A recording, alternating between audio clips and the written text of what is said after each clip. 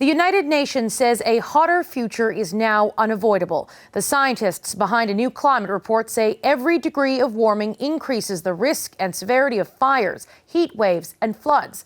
They put the blame squarely on human activity, specifically the burning of coal, oil, and gas. The report calls for immediate large-scale action to dramatically cut emissions. You know, it's a bit like an alarm clock. You can keep switching the alarm clock off, but eventually, if you don't get out of bed and go to wherever you're meant to be going to, it will be too late. You won't get there in time. And I think that this is what this report really is saying. Listen, the alarm clock has gone off many times. This is probably the last report that will be written before we go through and beyond 1.5 degrees C, unless we act now. And that's quite a stark warning. Jonathan Wilkinson is the Minister of Environment and Climate Change. He's in Moose Factory, Ontario. Thank you very much for joining us today, Minister. I want to start by asking about UN Secretary General Antonio Guterres. He said in this report, quote, "This report must sound a death knell for coal and fossil fuels before they destroy our planet." Do you agree?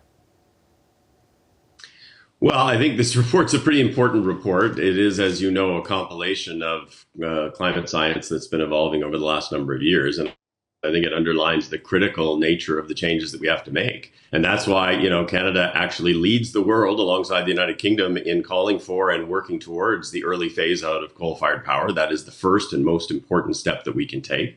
But it's also why we've committed to net zero by 2050, which means that by 2050, we need to get to a universe in which we are not combusting carbon. So, yes, I agree with the Secretary General that it is urgent to take action now. So, but do you agree with that statement that this report must sound a death knell for coal and fossil fuels before they destroy the planet? Do you agree with that statement? Well, I think I just said, yes, in terms of coal, we've always been clear that we actually have to make those changes quicker than 2050. And with respect to fossil fuels, we've been very clear that we cannot be combusting fossil fuels in 2050. There are some potential uses for some fossil fuels like natural gas. You may be able to extract hydrogen without CO2, but at the end of the day, we can't be combusting carbon. And this report, directly underlines that. Okay, so given this report, given that you accept the report, and given the urgency of its findings, do you stand by pushing ahead with the Trans Mountain Pipeline project?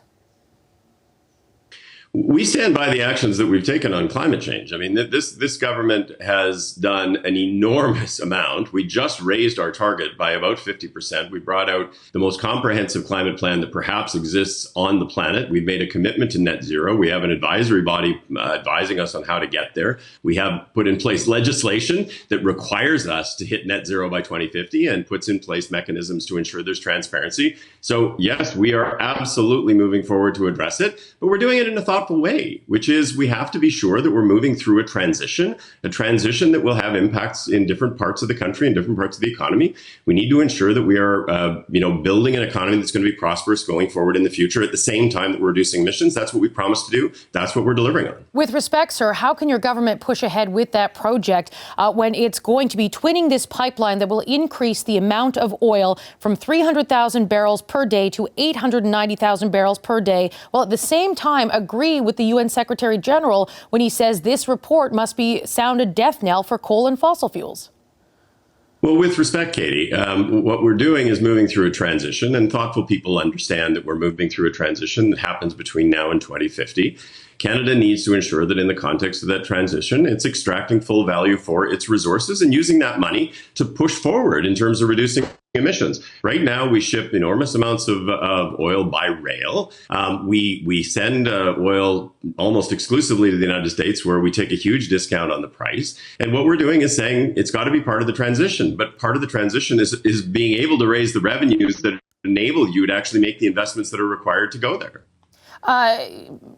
I recognize that you're talking about the transition, and I'm going to ask you some questions about the just transition that your government is proposing in just a moment. But at the surface, when Canadians look at this, this report comes out. It is sounding some very urgent, dire alarms, saying that this is happening, and if dramatic action does not happen soon, and your government is standing there saying, we're the green choice, we're the defenders of the environment, but at the same time, you bought a pipeline that's twinning and going to more than double the output number of barrels in this project per day.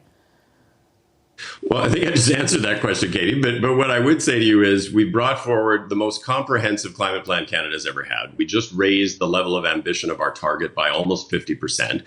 We have now perhaps the most detailed climate plan that exists in the world. We've made a commitment to addressing this and moving to net zero by 2050. We have been saying for a long time, we need to do more. We need to move faster. I'm glad that the IPCC report is underlining that. I noted yesterday a tweet by Premier Kenny, which actually said Canada's going too fast. I would say to you, Canada's not going too fast. We're going in lockstep with our partners in the G7, working towards a future that's going to be a sustainable one for our kids.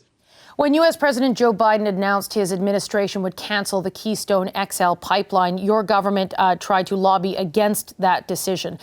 In light of this report, do you stand by your position that Keystone XL was a good project that should have continued? Well, again, we had many conversations with the Americans about a project that had been approved and permitted.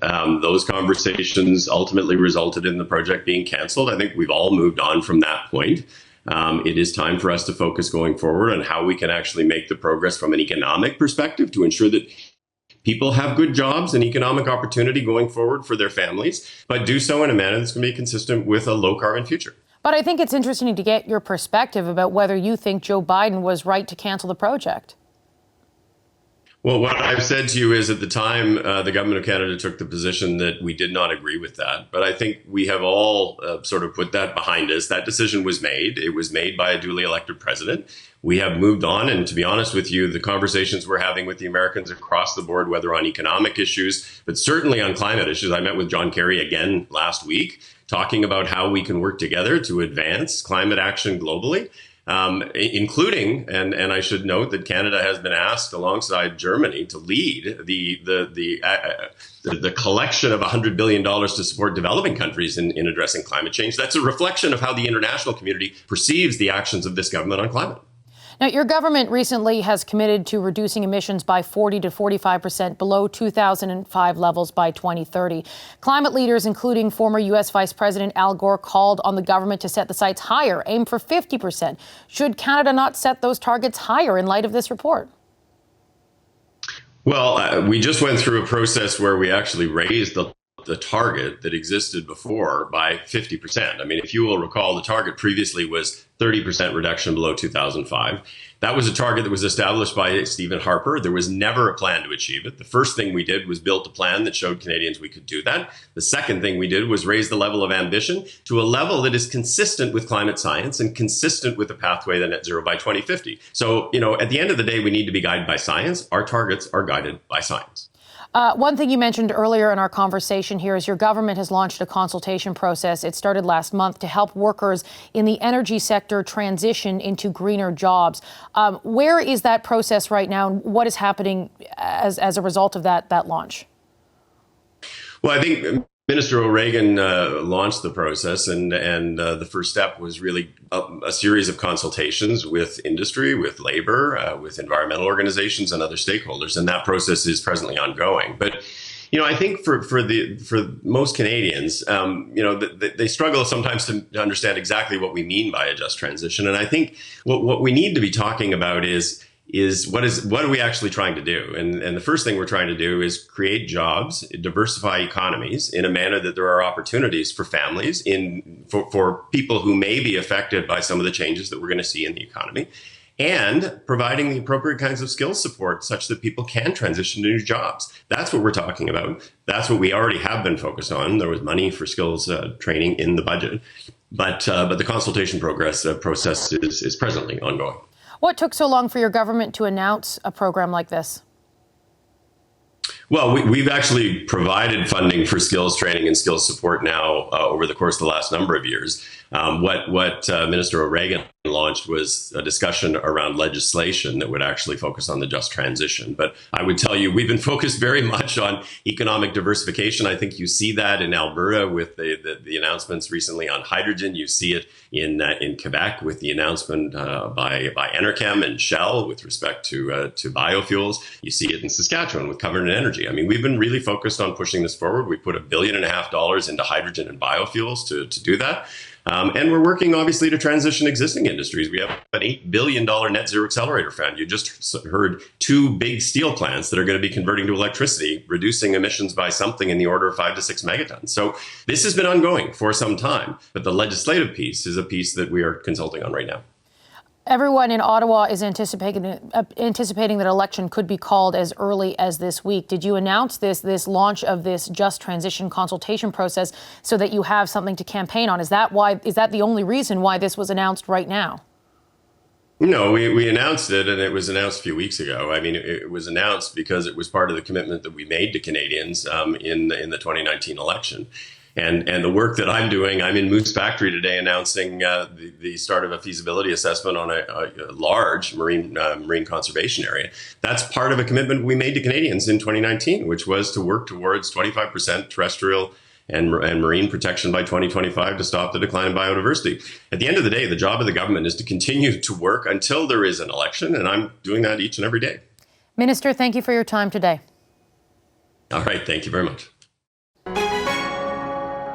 Hi, I'm Vashi Capellos, host of Power in Politics. See more of our show by subscribing to the CBC News channel or click the link for another video.